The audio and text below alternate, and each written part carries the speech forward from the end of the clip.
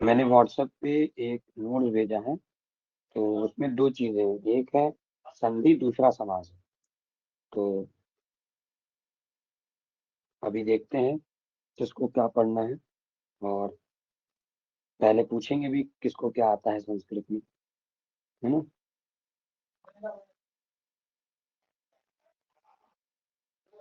आवाज क्लियर है?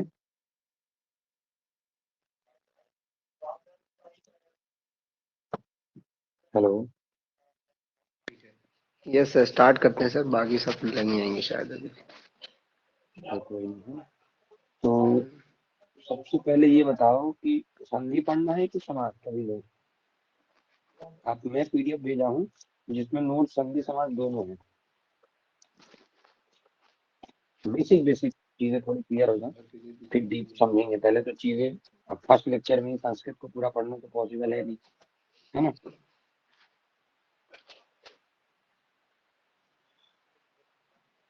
Yes sir. समास सर। समास, ओके, ठीक है। मैं प्रेजेंट कर दूं कि आप लोग उसी से देख लोगे? सर वहीं से देख लेंगे सर, आवाज आती रहेगी उस पर देख लेंगे। कोई बात नहीं, मैं करके देखता हूँ, स्क्रीन अगर दिखती है हाँ तो बता देना। Yes sir. ओके, दिख रहा है? ऊपर आ जाइए सर अगर नेटवर्क इश्यू है तो। नहीं, नेटवर्क तो पूरा है। अभी दिख रहा है? Yes sir. समास दिख रहा है ना? Yes sir. ठीक है, तो पहले समास थोड़ा पढ़ते बस हैं। ब्लर ब्लर रहता है थोड़ा सा, बस ये है। अभी कैसा दिख रहा है? अभी ठीक है, मैं पीडीएफ खोल लूंगा, कोई दिक्कत। जिसको नहीं समझ आया पीडीएफ खोल के देख लें, है ना। यस तो सर। सबसे पहले समास है। समास किसे कहते हैं? अनेक पदों के समूह को संक्षेप करना समास कहलाता है। समास मुख्यतः 6 प्रकार के होते हैं, ठीक है। कितने प्रकार के समास होते हैं, बोलिए? 6 प्रकार के। 6 प्रकार। तो मतलब हमें करना क्या है, दो पदों को, दो वर्ड्स को, दो शब्द को मिला करके समास एक बनाना है, ठीक है। एक उन्हें जोड़ना है। संधि में क्या है, जोड़ते हैं, और समास में हम लोग विग्रह करते हैं, ठीक है। अगर दो वर्ड, दो शब्दों को जोड़ा तो संधि हो गई। दो शब्दों को, दो पदों के समूह को संक्षेप करना मतलब छोटे में करना, क्या कहेंगे, समास। सबसे पहला है तत्पुरुष समास। इसमें विभक्तियां आती है। समास को पढ़ने से पहले यहाँ नीचे देखो आप लोग, विभक्ति दी होगी। कैसे विभक्ति? जैसे हम लोग यहाँ देखते हैं, जैसे पुल्लिंग शब्द की राम, अब विभक्ति क्या, प्रथमा, द्वितीय, तृतीय, चतुर्थी, पंचमी, षष्ठी, सप्तमी। तो ये किस किस को याद है? अभी एग्जाम हुए होंगे, टेस्ट हुए होंगे, तो किसी को याद है, किसी को आता है? Yes sir. क्योंकि अपन को पहले ये पता होना चाहिए कि अगर कहीं रामायण लिखा है तो ये पता होना चाहिए चतुर्थी विभक्ति एक वचन है। अगर मैं पूछता हूँ कि रामेशु, तो क्या आंसर जाएगा? सप्तमी विभक्ति है, बहुवचन। सप्तमी विभक्ति है, बहुवचन। अगर मैं पूछूं कि बाल का नाम, तो क्या आएगा? हाँ, षष्ठी विभक्ति जाएगा और बहुवचन। ठीक है। अगर मैं बोलूं फले, क्या? फले, फल, फल में फले, फल, तो फली। क्या है?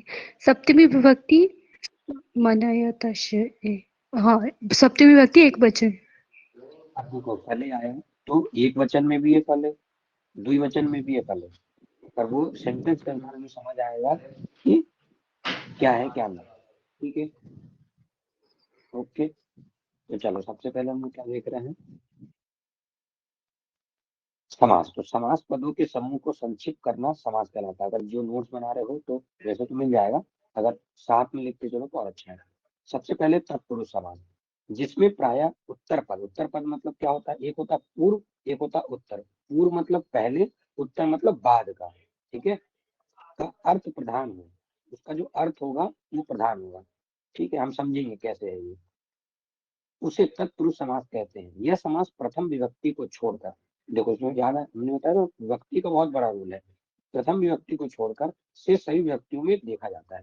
तो सबसे पहले एग्जाम्पल जो था, जिसमें प्राय उत्तर पद, उत्तर मतलब क्या होता है, अगर कोई वर्ड स्टार्ट हो रहा है दुख, दुखा, धन, आतीत, तो दुख में आतीत, तो हम किसको रेफरेंस दे रहे हैं, किसको मतलब ये दे रहे हैं इंपॉर्टेंस, उत्तर पद।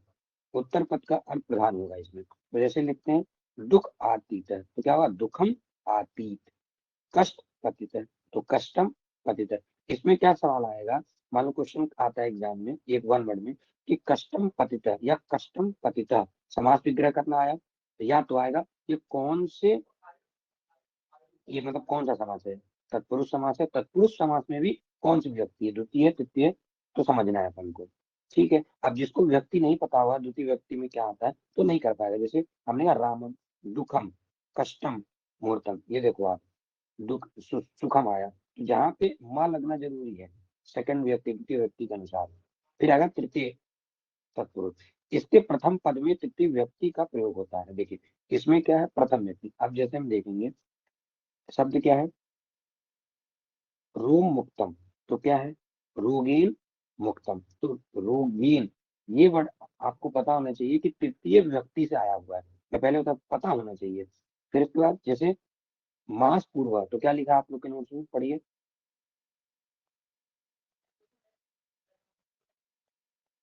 बोलिए कोई भी। मास पूर्व, हेलो,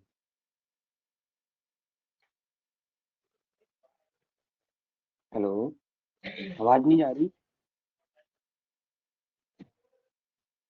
हेलो, आवाज नहीं जा रही क्या, आवाज नहीं आ रही किसी की? आ रही है सर आवाज तो मैंने पूछा ना मास पूर्वा, तो इसको तृतीय तत्पुरुष समास का समास विग्रह करने आएगा तो क्या आएगा आंसर,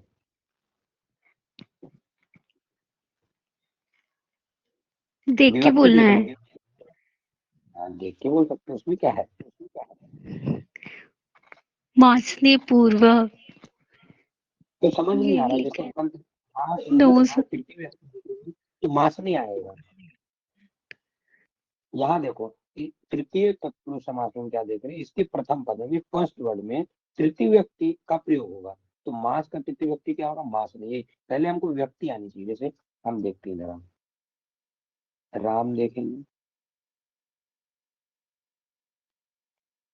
जैसे देखो बालक में दिया पुलिंग शब्द रूप बालक, तृतीय व्यक्ति में क्या लिखा है, पढ़िए, बाल केन, है ना, एक वचन, समझ आ रहा है। Yes sir. देखो अब पुलिंग शब्द में जब बालक का पुलिंग शब्द है तो उसमें जो तृतीय व्यक्ति है उसमें एक वचन में क्या आएगा, बाल केन। अब यहाँ अब क्वेश्चन क्या है यहाँ पे, समझो, मतलब अपन को व्यक्ति आनी चाहिए तभी हमें समझ आएगा। अब क्वेश्चन था मास पूर्व, तो प्रथम व्यक्ति मास का जब देखेंगे तो जैसे बालकेन था तो इस तरह क्या है, मास में, है ना? फिर सर समास, सर मासने क्यों होगा, मासेन क्यों नहीं होगा? मास में क्योंकि अमास है, इसलिए पुल्लिंग नहीं है, स्त्रीलिंग होगा इसलिए, है ना, ठीक आ रहा सर। है समझ। हाँ तुम लोग नो पहले अभी सर, जब क्योंकि मासने मासेन इसलिए नहीं आ रहा। मास स्त्रीलिंग है, बालक पुल्लिंग है। जैसे हाँ हाँ देखो हाँ। रूम, देखो इधर देखिए रूम युक्त, तो रूगेन हुआ ना, पहला वर्ड देखिए। अगर यस सर। पुल्लिंग देखना, पुल्लिंग जब पुल्लिंग एक वचन देखेंगे तो रोम का रोमेन हो रहा है, रुगेन, है ना, रोमेन मुक्ता। ठीक है, मास पूर्वक मास नहीं पूर्वक, तो जैसे पुल्लिंग स्त्रीलिंग पहले जब ये विभक्ति अपनी क्लियर होगी तभी अपन को समझ आएगा। मैं इसलिए पहले का विषय आप पहले ये देख लो बेटा। ठीक है, पुल्लिंग शब्द राम, तो प्रथम क्या है, राम, रामो राम।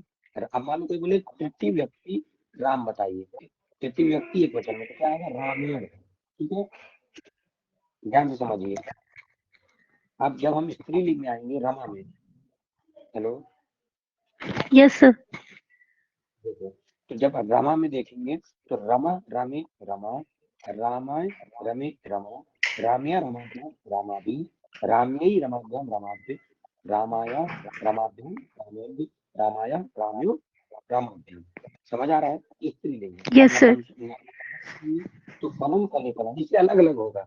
हम ये नहीं सोच सकते कि अगर राम में तृतीय व्यक्ति अगर बालक में देखेंगे बालकी ने, राम में देखेंगे तो रामीण है।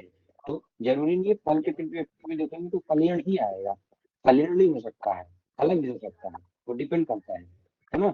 ऐसा नहीं जैसे स्त्रीलिंग देखेंगे तो क्या आया, तृतीय व्यक्ति देखो रमा में क्या है, रम्या। समझ आ रहा है? चतुर्थी यस व्यक्ति में सर। क्या है, रम्य। अब जैसे देखो फलम में देखेंगे तो फलम फले फलानी, फलम फले फलानी, फलेन फलाभ्यम फलई, फलाय फलेभ्यम फलेभ्य, फलात फलेभ्यम फलेभ्य, फलस्य फल्यो फलानाम, फले फल्यो फलेषु। तो फलक जैसे आया तो षष्ठी व्यक्ति समझ आ रही है, फलात आया तो पंचमी व्यक्ति समझ आ रही है। तो विभक्ति अपन को पहले पता होना चाहिए, तो उसके लिए पहले अपन को शब्द रूप आना चाहिए। समझ आ रहा है? Yes sir. धीरे धीरे सर आएगा। हम्म। सर जैसे कोई नाम दिया है या फिर जो हमको पता है, तो जैसे सरिता है या रमा है, तो वो तो हमको पता चल रहा है कि अभी स्त्रीलिंग है, क्या है, लेकिन मास में पता नहीं चल रहा है ना कि वो स्त्रीलिंग की है। हाँ मास का नहीं पता चल रहा है, तो इसके लिए अपन को और डिटेल में समझना पड़ेगा। जैसे ग्रुप इतना तो होता नहीं है, इतना सब ग्रुप और भी होते हैं, कई सब ये पृथ्वी पुलिंग, इसके बाद स्त्रीलिंग, जो ये सिर्फ छोटे में है। जब उस सब ग्रुप का नाम दे दूंगा उसमें आपके डाउट्स क्लियर हो जाएंगे और क्वेश्चन बनाने में भी अच्छा है। ठीक है अपन, जी सर।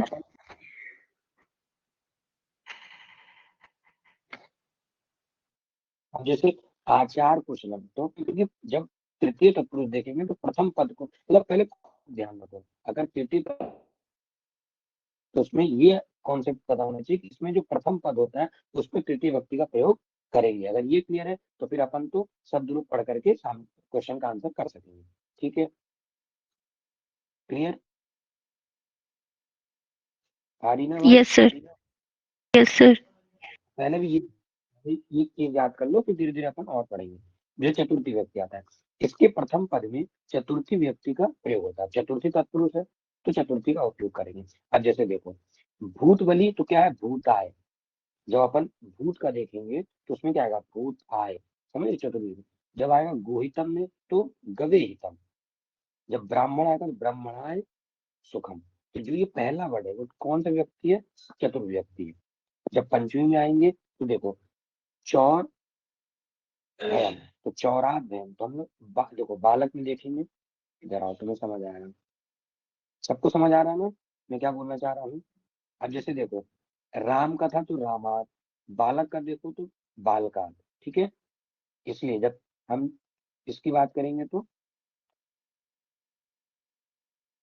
किसी को ऐसा जिसको नहीं समझ आ रहा है बोल सकता है, फिर से समझा देंगे, क्योंकि पहले बेसिक जैसे क्लियर होगी तो फिर अपन चीजें और हार्ड समझ पाएंगे। जैसे सर्प भीतर तो सर्पात भीतर, क्यों, क्यों पंचमी व्यक्ति है। स्वर्ग पतित, स्वर्गात पतित। षष्ठी तत्पुरुष देखेंगे तो इसकी प्रथम पद में षष्ठी व्यक्ति लेगी, तो कैसे होगा, राज राज्ञ। जब तुम राजा का शब्द रूप पढ़ोगे तो उसमें षष्ठी पुरुष, षष्ठी देखोगे षष्ठी व्यक्ति में राज्ञ आएगा। देव में देखोगे तो देवस्य आएगा। सर्वप्रिय देखोगे सर्वेशम प्रिय है तो प्रिय रह, प्रियतर। ठीक है, फिर सप्तमी तत्पुरुष में आ जाओ, इसके प्रथम पद में सप्तमी व्यक्ति का प्रयोग होता है। अब जैसे देखो इसमें प्रथम पद में सप्तमी व्यक्ति आएगा। जैसे अपन देखेंगे कर्म कुशला तो कर्माणी, आप जब देखोगे कर्माणी शब्द सप्तमी व्यक्ति में ही आता है।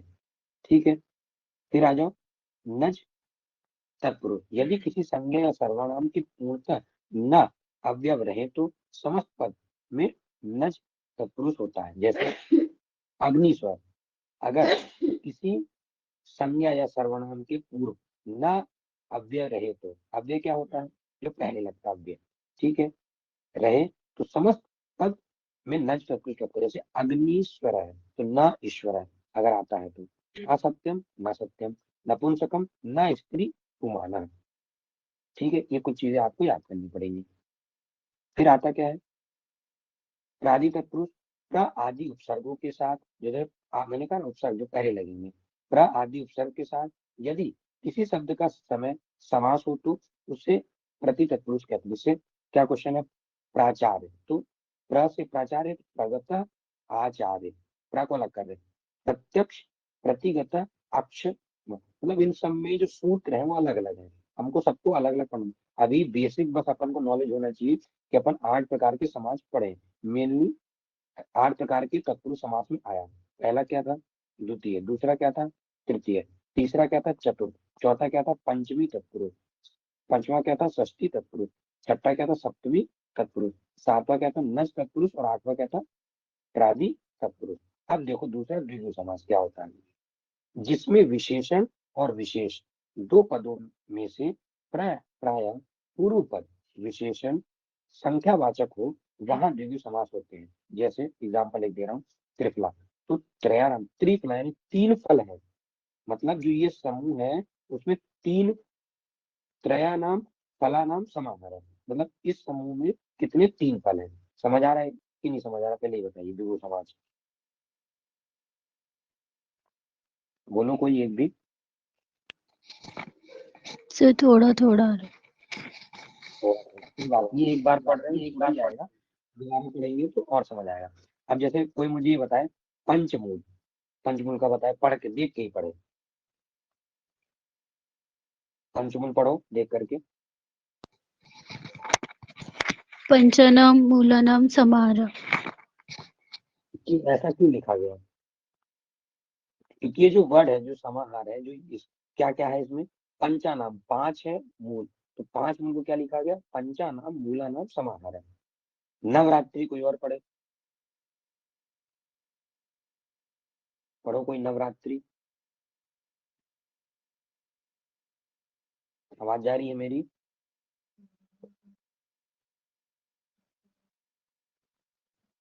Hello, yes sir. पढ़ो कोई यस नवरात्रि। नवरात्रि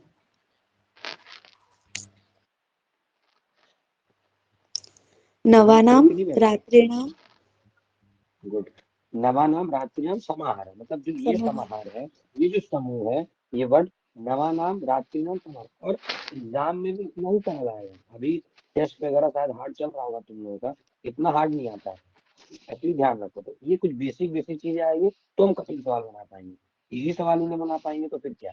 और पहचानने आना चाहिए, जहाँ विशेषण विशेष की दोनों पदों की प्राय पूर्व पद संख्यावाचक हो तो क्या चाहिए, और डेफिनेशन बहुत इंपॉर्टेंट है, याद ही कर लो। फिर आ जाओ द्वंद्व समास, जिस समास में प्राय सर बोलो। सर मुझे एक और डाउट है कि जब हम अव्यय भाव समास पढ़ते हैं ना, तो उसमें एक नदीवाचक शब्द आता है जैसे पंचगंगम, या फिर तो फिर उसमें भी यही लिखते हैं ना, पंचानाम गंगा नाम समारा, तो हम वहां उसको अव्यय भाव भूल रहे हैं यहाँ द्विगु, तो वो हाँ तो नदीवाचक पहले में होगा स्पेसिफिक। इसमें क्या है, देखिए विशेषण विशेष संख्यावाचक की बात हो रही है, त्रिपुरा यानी 3, टाइपिंग क्यों है, डेफिनेशन करोगे समझ आ जाएगा। किसकी बात कर रहे हैं हम लोग, संख्यावाचक होना चाहिए, त्रिफला है मतलब 3, समझ आ रहा है, क्लियर। नो सर, एक बार फिर बता दें। तुम्हारा क्वेश्चन क्या है, बोलो। सर मेरा क्वेश्चन ये है कि जब हम अव्यय भाव समास पढ़ते हैं ना, तो उसमें भी एक नदीवाचक शब्द आता है, तो उसमें भी जैसे पंचगंगा में, तो वहां हम जब बनाते हैं ना उसका समास अव्यय भाव, तो वहां होता है पंचानाम गंगा नाम समाहरा, और यहाँ हाँ हम द्विगु समास में ये लिख रहे हैं जैसे आपने बताया त्रिफला, तो त्रयाणाम फलाना समाहरा, ये भी हम सेम बना रहे, तो हम कैसे बताएंगे कि वो मतलब अव्यय भाव है और ये द्विगु समास है। अच्छा, देखो उसमें जब अव्ययी अव्ययी भाव समास पढ़ते हैं तो उसका डेफिनेशन क्या लिखा है, पढ़ा है कभी तुमने? यस सर, हमको पढ़ाया है ना। बताओ क्या लिखा है। पूर्व डेफिनेशन उसमें ऐसा होता है कि जो पहला पद मतलब जो पूर्व का पद होता है वो प्रधान हो जाता है और उसमें मतलब उपसर्ग निपात हो जाता है और बाकी जितना भी पद होता है वो नपुंसकलिंग हो जाता है एक वचन और दूसरा पद जो होता है वो संज्ञा होती है कोई चीज मतलब हाँ तो मुझे जैसे हाँ, याद संज्ञा है। उसमें क्या था कि जो पहला है इसमें क्या है, दोनों पदों में हम प्राय पूर्व पद को संख्यावाचक होनी चाहिए। उसका कुछ उसमें क्या था, नदी, पूरा बोलना। क्वेश्चन क्या था, नदीवाचक नदी। शब्द वाचक नहीं शब्द नहीं, क्वेश्चन क्या था तुम्हारा? क्वेश्चन था कि जब हमें अव्यय भाव समास में एक आता है जैसे उसमें होते हैं कि तो ना उसमें नहीं, पहले सुन लो मेरी बात। द्विगु समास में जब हम पढ़ते हैं, इसमें पूर्व पद में देखोगे तुम, पूर्व पद में क्या है, आगे पूर्व पद में संख्यावाचक है। उसमें ऐसा नहीं होता, पहले नदी है। वर्ड क्लियर हो रहा है तुम्हें? तुमने जो क्वेश्चन पूछा है, जो तुम बता रही हो, अब अपना क्वेश्चन पूछो तो समझ आएगा। डेफिनेशन सर इसमें बहुत इंपॉर्टेंट पंचगंगा है। जी सर हाँ, सर पंचगंगम को कैसे लिखेंगे समास विग्रह में पंच समाज पंचनाम मांग रहा है ऐसा। हेलो, जी सर आवाज आ रही है? यस सर आ रही है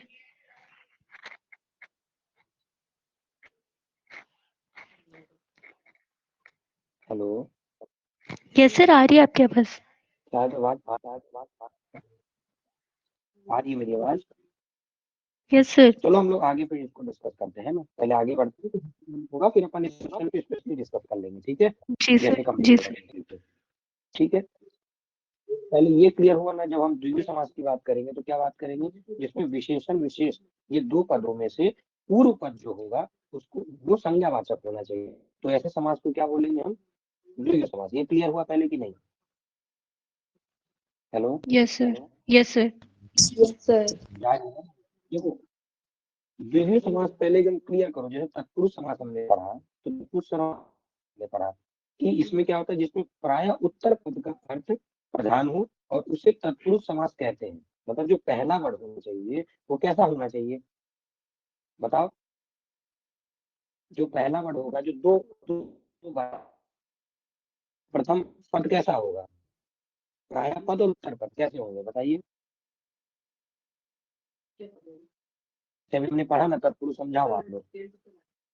हेलो, कोई सुन रहा है मुझे कि नहीं सुन रहा है? Yes hello, sir yes sir.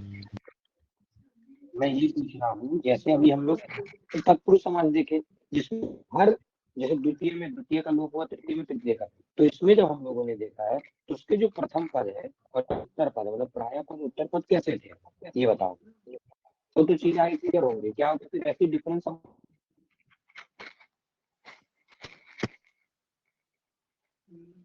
ये चीजें क्लियर होंगी, डिफिनेशन ही पढ़ते हैं तो ये। जिसमें हेलो, प्राय उत्तर पद का अर्थ प्रधान हो उसे तत्पुरुष समास कहते हैं यह समास प्रथम विभक्ति को छोड़कर से सभी विभक्तियों में देखा जाता है तो इसमें क्या है कि इसमें प्रथम पद उत्तर पद को, है ना, समझ आ रहा है? और में क्या होगा, प्रथम व्यक्ति को छोड़ करके बाकी व्यक्तियों का लोप होगा। मतलब जैसे द्वितीय का द्वितीय व्यक्ति, तृतीय होगा तृतीय व्यक्ति, चतुर्थ होगा चतुर्थ व्यक्ति। ठीक है, समझ आ रहा है? अब जब द्वितीय में देखा हम लोगों ने, तो उसमें विशेषण और विशेष दो पदों में से प्राय जो पूर्व पद होगा वो संख्यावाचक होना चाहिए। ठीक है, अब आ जाओ द्वंद्व समास में, तृतीय जो तीसरा देख रहे हैं अपन, जिस समास में प्राय दोनों पदों का अर्थ प्रधान हो वहां द्वंद्व समास होता है।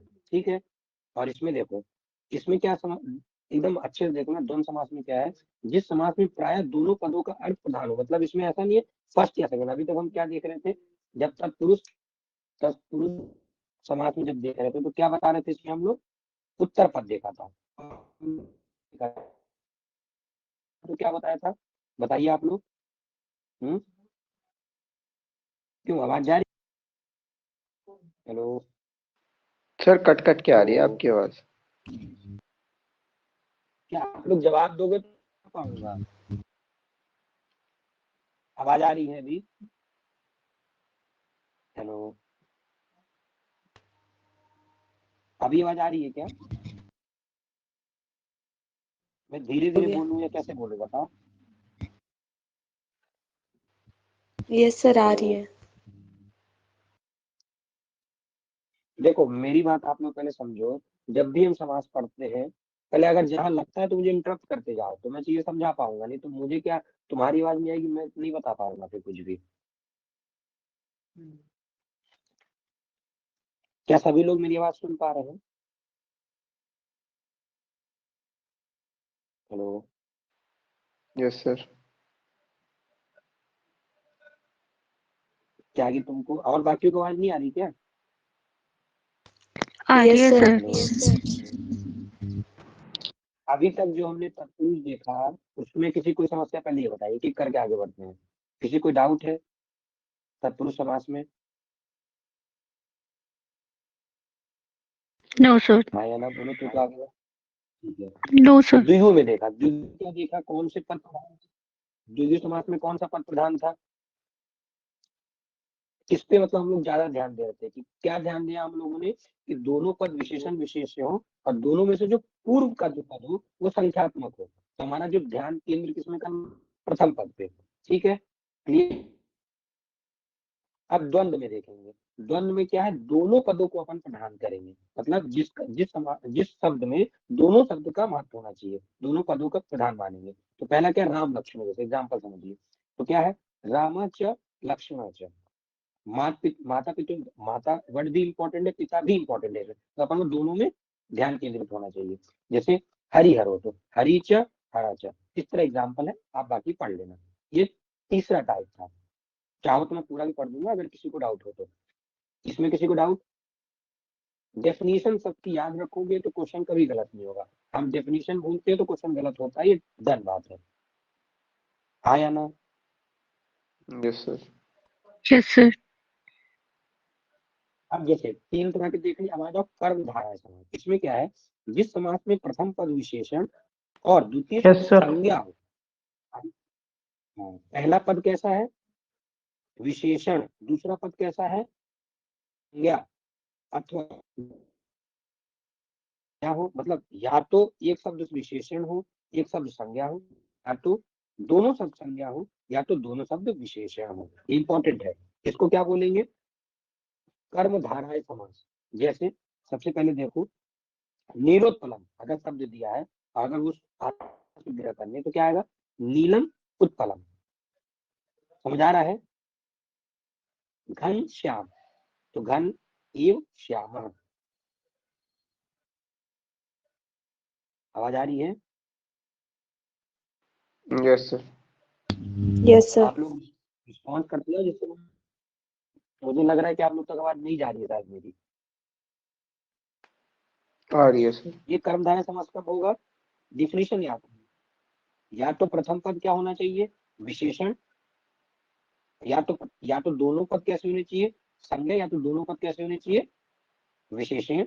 और तो ये तीन प्रकार के हम कर्मधारय समास देख सकते हैं। सबसे पहला कैसा होगा, विशेषण विशेषण बनेगा। दूसरा संज्ञा संज्ञा बनेगा। तीसरा एक विशेषण और एक, पहला विशेषण और दूसरा संज्ञा। तो इस तरह के आप एग्जाम्पल और बुक में देखें। अभी सिर्फ इंट्रोडक्टरी है, मतलब अपन एक लेक्चर में तो सब नहीं सकते। आप बेसिक याद रखो कर्मधारय समास में होता क्या है, ऐसी चीजें देखते हो। अगर बेसिक होगा तो फिर जब हम और एग्जाम्पल्स करेंगे, खुद से जब एग्जाम्पल करेंगे तो अपने आप चीजें क्लियर होंगी। ठीक है, आगे बढ़ रहा हूँ। 5वां नंबर है बहुब्रीहि समास। Yes sir. जिस समास में दोनों शब्द मिलकर किसी अन्य विशेषण, उधर क्या था, हम शब्द ही ले रहे थे, कौन, विशेषण की और संज्ञा की। लेकिन दोनों शब्द मिलकर, दो शब्द मिल करके किसी किसी अन्य विशेषण, तीसरे का बोध कराने वाले, तीसरी विशेषण या संज्ञा का समझते हैं। जैसे पीताम्बर, यस है ना। लो, जैसे लंबोदर है, लंबोदर किसको बोलते हैं? गणेश जी को। गणेश जी को। गणेश जी को। तो ये दो वर्ड, तो हम इसे क्या बोलेंगे, बहुब्रीहि समास। समझना। सिर्फ डेफिनेशन अगर याद है ना तो समाज के क्वेश्चन गलत नहीं होंगे। अगर आपको डेफिनेशन पता होना चाहिए कि इसमें तीसरे वाला है अन्य के विशेषण का बोध होने। तो एग्जाम्पल आप देख लो, जैसे निर्धन, निर्गत धन यस्मात सर। अब सर लिखने कैसे आएगा, कहाँ यस्मात कहाँ यस, तो आपको प्रैक्टिस करनी पड़ेगी। ग्रामर एक दिन में नहीं सीख सकते। जितनी ज्यादा जैसे अपन मैथमेटिक्स देखते हैं, जितना ज्यादा अपन क्वेश्चन सॉल्व करें वैसे क्लियर होता है। धीरे धीरे पहले अपन डेफिनेशन पढ़े, फिर 2-4 याद करें, और एग्जाम आएगा तो एग्जाम में पर्टिकुलर आता है क्या। जैसे कभी कभार क्या होता है, वैसे तो क्वेश्चन उठा लेंगे कि जैसे आप पीताम्बर है तो पीताम्बर कौन सा समास है और उसके बारे में पूरा 5 नंबर में लिखे, ऐसे भी क्वेश्चन आते हैं। कई बार 3 क्वेश्चन दे देंगे अलग अलग समाज के, उनको आप पड़े कौन सा समाज है और फिर समाज विग्रह करना है। जिस तरह से आप लोग के टेस्ट पेपर आ रहे हैं, जैसे ऐसा नहीं है कि वैसे ही आएंगे। यूनिवर्सिटी जब पेपर बनाती है तो बहुत सरल पेपर बनाती है। अगर आप पेपर देखोगे पुराने ईयर के तो अब देखो, और अपन को सिर्फ 50 नंबर लाने हैं। इस तरह से अगर अपन न देखते हुए अगर अच्छा स्कोर करना, अगर 50 नंबर लाना है तो अपन ग्रामर कम पढ़ के भी पास हो सकते हैं। थोड़ी थोड़ी नॉलेज रहेगी तो अपन 70-80 भी क्रॉस कर जाएंगे। ठीक है, तो अभी आप बेसिक पढ़ लो, फिर आज अपन घर बैठ के क्वेश्चन लगाना, फिर उसमें जो नहीं समझ आया आप कल बताना। फिर आता है क्या चीज, बहुब्री समास अपन ने देखा कि तीसरे पद का जिस समास में दोनों शब्द मिलकर किसी अन्य विशेषण या संज्ञा बोध कराते हैं वो कौन है, बहुब्री समास। अब आ रहे हैं अव्ययी भाव, जो तुम्हारा क्वेश्चन था आप देखते हैं। जिस समास में पूर्व पद में अव्यय जुड़ा होता हो और पूर्व पद का अर्थ प्रधान हो तो उसे क्या बोलेंगे, अव्ययी भाव। ठीक है, आवाज आ रही है, मेरी आवाज आ रही यस है। सर। Yes sir. देखो यस सर। अब यहाँ पे देखो क्वेश्चन क्या था अभी, क्या है, किसी ने क्वेश्चन किया था, मुझे नाम नहीं पता, फिर से क्वेश्चन पूछो। सर जैसे पंचगंगम है हाँ, तो हम उसको पंचगंगा है ऐसे, ना। हाँ तो बोलो। उसको ऐसे लिखेंगे ना, पंचनाम गंगनम समारा। तो फिर वो अव्ययी भाव समास में कैसे है? तो सर हमको तो पढ़ा है अव्यय भाव समझ में। आप लोग को भाव समास में ऐसा पढ़ा है। अभी जैसे अपन कुछ एग्जांपल देख रहे हैं, फिर देखेंगे कि कोई अपवाद तो नहीं है। फिर देखो, जिस समास में पूर्व पद में अव्यय जुड़ा होता है, पहले क्या है पूर्व पद में, पहले पद में क्या है अव्यय, और एवं पूर्व पद का अर्थ प्रधान होगा, मतलब जो फर्स्ट वर्ड होगा उसका ही इंपॉर्टेंस होगा। समझ आ रहा है, तो वही अव्ययी भाव यस समास सर। कहलाता है। ठीक है, अब देखो पहले एग्जांपल देखते हैं। तो अपन क्या करेंगे, जैसे अधिहरि है तो, लेकिन जो सेकंड वर्ड है जिस समास में पूर्व पद में अव्यय जुड़ा हो, तो पहले पद में अव्यय जुड़ा होगा और साथ ही साथ जो पूर्व पद होगा वो अर्थ होगा। जो हरि में पूर्व पद का जुड़ा अधि, तो क्या लिखेंगे हरई इति। जैसे उपगंगम है तो गंगायाम समीपम, मतलब गंगा की उपगंगा, मतलब गंगा के जो पास में होगा उसको हम क्या बोलेंगे, उपगंगम। तो उसको जब समाहार करेंगे तो क्या हो जाएगा, गंगा या समीपम। जब पंचगंगम बोलेंगे अपन, तुम्हारा क्वेश्चन था पंचगंगम ना, hello, yes sir. Yes sir. तो वो अव्ययभाव में नहीं आएगा।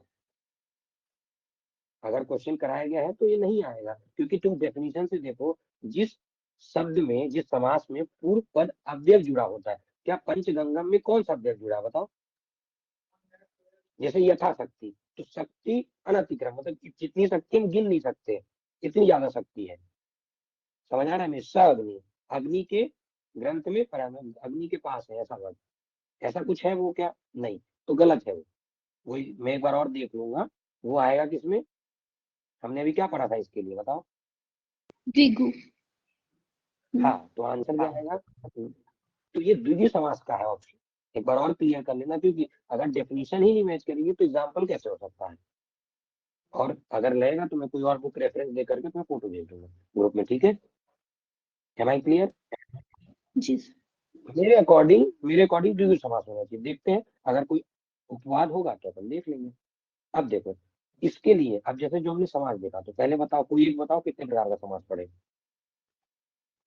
कोई भी एक बता सकते हैं। 8 तत्पुरुष 8 पढ़े हैं, द्विगु द्वंद और अव्यय कर्म। टोटल कितने पढ़े, पहले संख्या बताएंगे हम, संख्या 6। 6। जब 6 एग्जाम में देखो, जैसे अपन को कोई 4 चीज होते नहीं हैं आती, तो 10। मान लो अगर कोई हमें क्वेश्चन आता है, हमें नहीं आता है, एग्जाम्पल दे रहा हूँ, पास होने का तरीका, फंडे क्या है, जैसे अपन को पास होना है संस्कृत में नहीं आ रहा, मान लो आपको पूछे बहुब्रीहि समास, आपने कभी नहीं पढ़ा, एग्जाम्पल मानो, ठीक है, अगर आपको ये पता है कि बहुब्रीहि समास में ऐसा कुछ होता है, जैसे तीसरा कल हो, तो अपन को सिर्फ बहुब्रीहि नहीं लिखना, अपन को पहले क्या लिखना है, समास, पहले पूरा समास की डेफिनेशन लिखना है, फिर समास के पूरे 6 प्रकार लिखने हैं, फिर उसमें अपन को जो जो थोड़े थोड़े आते हैं वो लिखने हैं, और सबके एग्जाम्पल लिख देना। इससे क्या होगा, एग्जामिनर को पता है कि आपको कर्मधारय समास नहीं आता है अच्छे तरीके से, तो अपन क्या करते हैं, उससे रिलेटेड कुछ ना कुछ लिख दे, इनपुट करके आए। ऐसा नहीं है कि सिर्फ हम कर्मधारय का डेफिनेशन डाले, कर्मधारय लिखे, जो एग्जाम्पल डाले छोड़ दिए। इसमें अगर 5 नंबर का सवाल होगा तो कितने नंबर मिलेंगे आपको, सिर्फ 1 या 2 नंबर। M I clear? मतलब मेरा समझ पा रहे हो, अगर आप यूनिवर्सिटी की कॉपी लिखना तो आपको बहुब्रीहि समास पूछे तो सिर्फ बहुब्रीहि समास नहीं लिखना, समझ रहे हो, हाँ या ना? हाँ, hello, yes sir. Yes sir. किसी जो कॉपी मिलेगी वो 40 पन्ना की होगी, और आपको इतना नंबर लाना है कि 55 प्लस आए, जिससे आप अच्छे नंबर से पास हो जाए। फिर बात समझना, ये तो थी समाज की बात, अब मैं बात कर रहा हूँ पास कैसे होना संस्कृत में, हर टॉपिक में क्लियर करते जाऊंगा।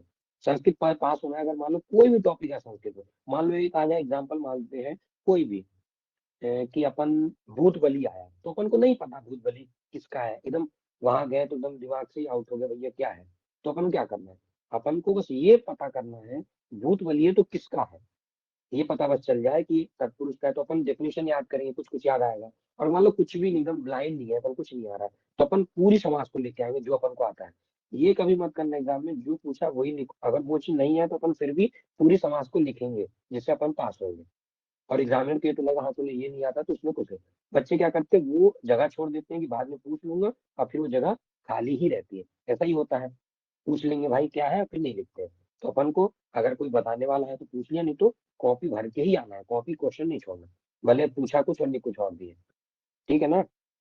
क्लियर कि नहीं क्लियर? Yes sir. पास हो, जिसे पास होने का तरीका बेस्ट है, हो सकता है कि तुम्हें बहुत आता होगा समाज, लेकिन वहां जाओ और कुछ ऐसा एग्जाम्पल आ जाए जो तुम्हें समझ ही ना आए, हो सकता है कि नहीं हो सकता, तुम ये बताओ। कोई ग्रामर टिपिकली सब याद कर सकता है क्या, पूरे ग्रामर के क्वेश्चन पॉसिबल है क्या ग्रामर पूरा पढ़ना?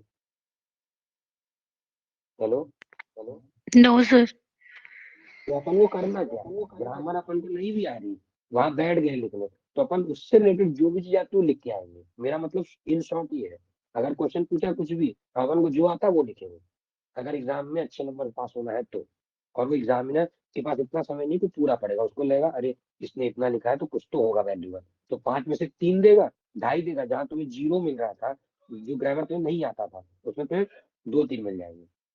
है कि नहीं क्लियर? ठीक है? Yes sir. Yes sir. नहीं मतलब ये हमारी तुम्हारी बात है, ये अपन टीचर को नहीं बताना है, खुद को पता होना चाहिए बस, कैसे अच्छा स्कोर करने के लिए। क्योंकि जरूरी नहीं कि मार्क्स अगर 60 आए तो जरूरी उसमें सब ग्रामर में ग्रामेटिकली सही लिखा होगा, ऐसा हो सकता है क्या? नहीं हो सकता। तो ये रहा पूरे 6 प्रकार के समाज। और मैं आप सबसे ये कहता हूँ, आप लोग आज बैठ करके ये 6 समाज की पहले डेफिनेशन लिखना, डेफिनेशन के बाद आप लोग कोई भी जो किताब आपके पास होगी और उसके क्वेश्चन सॉल्व करके देखना, जो आपको बन जाए तो बताना, जो ना बने आप ग्रुप में उसकी फोटो भेजना, तो मैं वो सॉल्व करके आपको बता दूंगा, ठीक है? कोई दिक्कत? बोलिए, नो सर। बोलिए।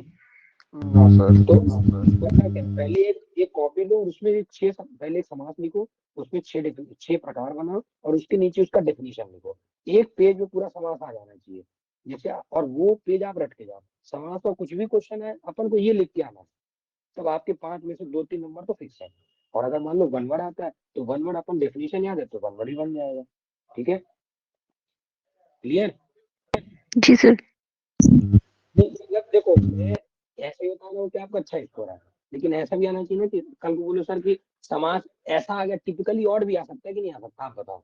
हाँ, जो जैसे अभी अपन गंगायाम में परेशान हुए, अपन जरूरी नहीं कुछ का आंसर एकदम सटीक लिखो, समास आए ना, समास लिखना है, समास की पिक्चर एक पेज, ये संस्कृत में अगर अच्छा स्कोर करना है तो हर टॉपिक को एक पेज में लिखो, एक पेज में जैसे समास लिखा एकदम संधि लिखना, संधि के पूरे टॉपिक लिखना, फिर उसका उसको डिफरेंशिएट करना, कितने प्रकार की संधि बताई गई है मुख्य रूप से, फिर उसका क्या क्या है, फिर उसके एग्जाम्पल 1 या 2 और उसको रट जाओ, और फिर एग्जाम में कुछ भी आए लिखना वही। मैं बता रहा हूँ कभी कभी ऐसे क्वेश्चन आते हैं जिसमें अपन को समझ नहीं आएगा, तुम कितना भी पढ़ के जाओगे, क्योंकि ग्रामर है, ग्रामर किसी को याद नहीं हो सकता है, पॉसिबल ही नहीं है, तो अपन को भर के आनी है कॉपी। ठीक है, बाकी अभी आप लोग क्या करोगे, कोई एक बताओ, अभी क्या करना है समाज के लिए? सारी डेफिनेशंस लिखना है।